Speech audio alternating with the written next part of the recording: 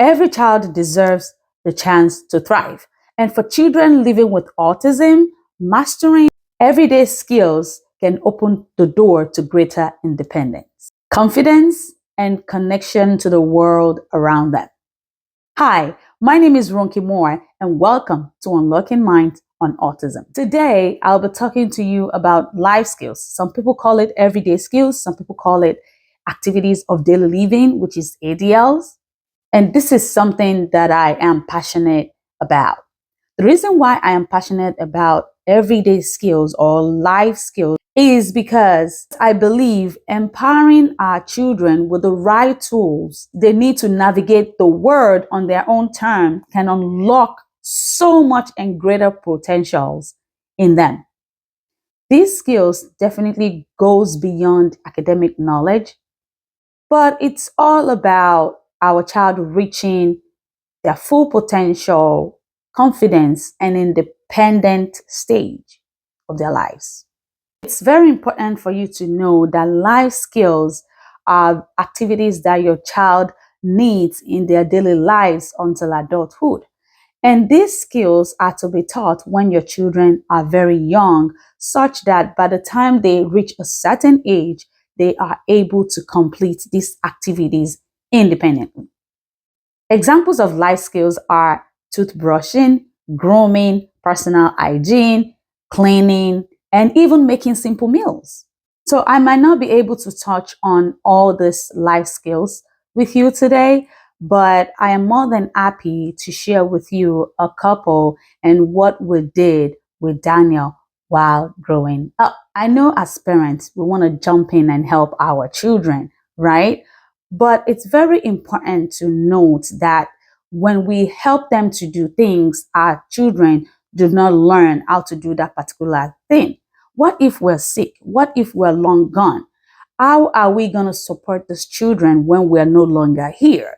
That is very important to me. And that is what I put at the back of my mind every day that I teach some of these skills to my children. Before your child reaches the stage of independence or before they start doing some of these things by themselves, then you need to teach some of these activities of daily living. You need to teach them how to bathe. You need to teach them how to tie their shoes and also teach them about general grooming. A few years back, prior to COVID, we had a couple of activities or self-care skills that we wanted Daniel to be able to do by himself, but we don't really know much on how to go about it. So I reached out to CMO and they approved Daniel for individual support services, which we call ISS.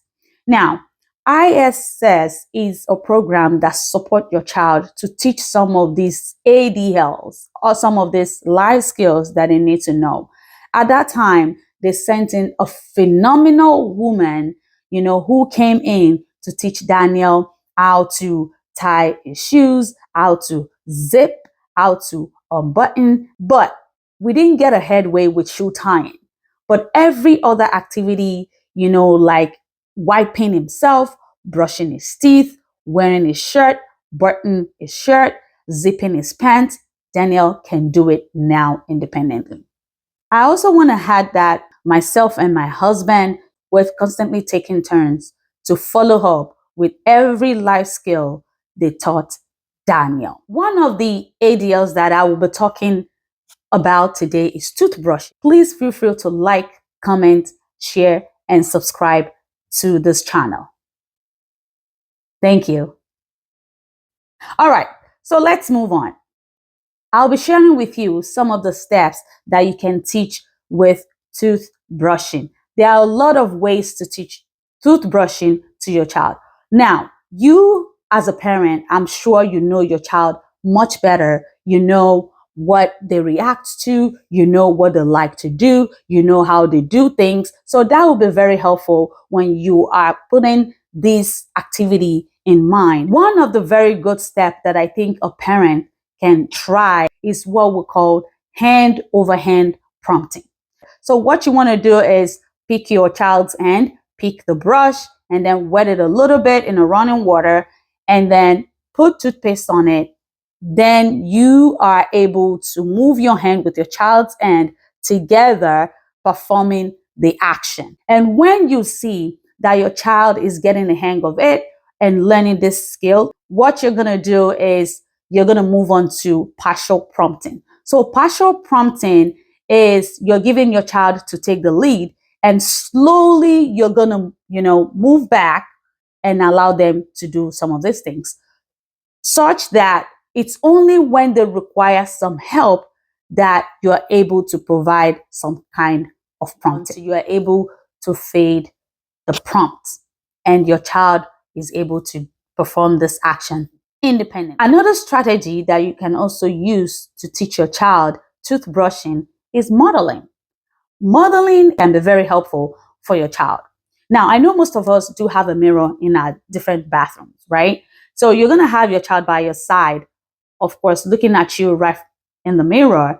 You're going to have to brush your teeth at the same time as your child. This is very effective. Why? Because your child is observing what actions you are performing, and your child is also doing the same thing.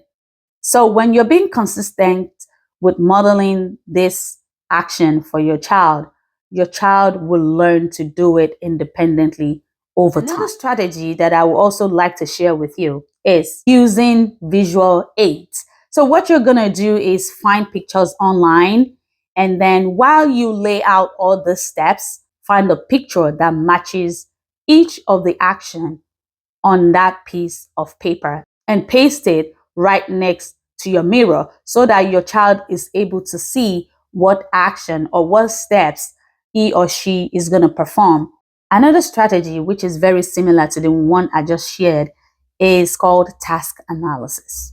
Task analysis is when you break a task into clear, manageable parts to avoid overwhelming your child. So when you're breaking this task down, you will use simple, clear, and specific language. If you find your child still struggling with certain steps, what you can do is to simplify it further, right? Some kids are able to learn faster, some will take their time. You might also find out your child might have some sensory sensitivities in their mouth.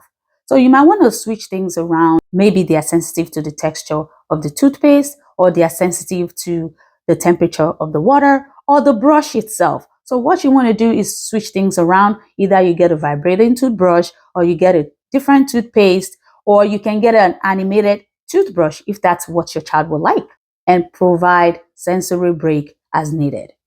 And when you see a lot of progress in your child, what you want to do every time you perform this action is that you provide some kind of positive reinforcement, right? Some children do well with praising them. Some will need some kind of reward, maybe snacks, maybe anything that you think your child likes. You can use it as a reward. So by teaching this skill, you're setting your child up for independence in the future. Finally, this is my suggestion to you. Start teaching your child life skills today. And if you don't mind sharing in the comment section if you have ever taught your child any life skill, thank you so much for being here, and I hope to see you in my next video. Have a good one. Bye-bye.